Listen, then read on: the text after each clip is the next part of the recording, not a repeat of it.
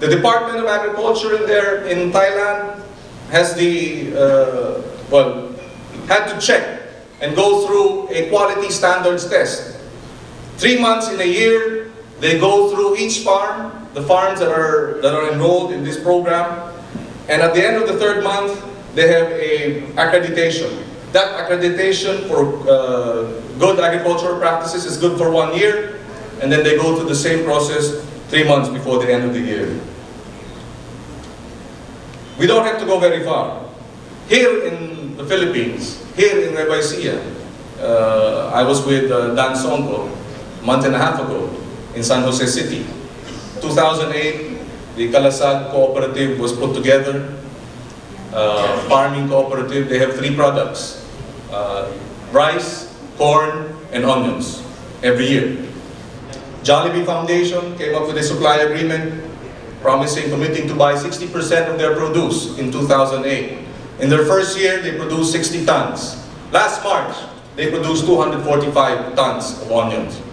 And the story is very interesting because you had the local government involved, you had microfinance involved, the ASCII, the Alay sa Kaunlaran Incorporated. You had the Catholic Relief Services Organization involved. You had the DA involved. And of course, the farming organization was involved. At ang kwento po nila, yung isang magsasaka, lahat po sila, o halos lahat sila, natubos na po yung mga alahas ng kanilang mga asawa. Yung isa po, nakabili na po ng 1 hektarya pa. 1 more hectare. The other, sinanla sa kanya yung 1 hektarya. But all of them now have either a tricycle or a motorcycle, all in a period of 4 years. And today, and when we left them a month and a half ago, they were now meeting with CDO, another food conglomerate, hoping to provide some of their requirements. And this is the way to go. This is the future of agriculture and fisheries modernization. We must build it from the grassroots up. We must build sustainable farming communities throughout the country, one community at a time. And they say it may be difficult, they say this is a challenge, they say that for the last 30 years it's not been done. Well, I'd like to think that we don't operate in a vacuum. May 2010 was a clear signal from the people that they wanted change.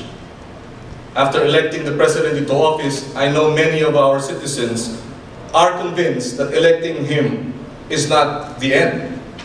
That our citizens, our people still want to be participating in this move towards genuine change in our nation, and are eager to continue engaging with the government or communities in moving our nation towards a new direction. Ang hamon po ay malaki, ngunit nakikita po natin na maganda po ang magiging kinabukasan kapag nagkaroon po talaga ng sama-samang pagkilos at pagbuklod-buklod.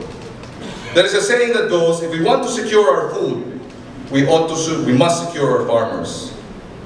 And therefore, everything, if you ask me, in agriculture and fisheries, and in the context of addressing poverty alleviation, we must give agriculture and the farmers the respect and the dignity and the primacy that they deserve. Dear friends, ladies and gentlemen, it is an imperative that we work together to ensure a bountiful future for agriculture and fisheries if we are to truly address poverty in our nation. If we can modernize agriculture and fisheries and usher in new mindsets, new ways of thinking, then we can usher in a new age of progress, prosperity, and food justice. I have said this many times before, that for us to achieve different results, we need to do things differently. Einstein himself said, we can't solve problems by using the same kind of thinking we used when we created them, and that insanity is doing the same thing over and over again and expecting a different result each time. It's time to do things differently. Now is the time to do it. Now is the time to move ahead. On a personal note, when I faced the decision as to whether or not to take the Committee on Agriculture and Food in the Senate, I initially hesitated, knowing that I knew very little about the agriculture and fisheries sector, save for the many years of budget debates when the problems were repeated over and over again.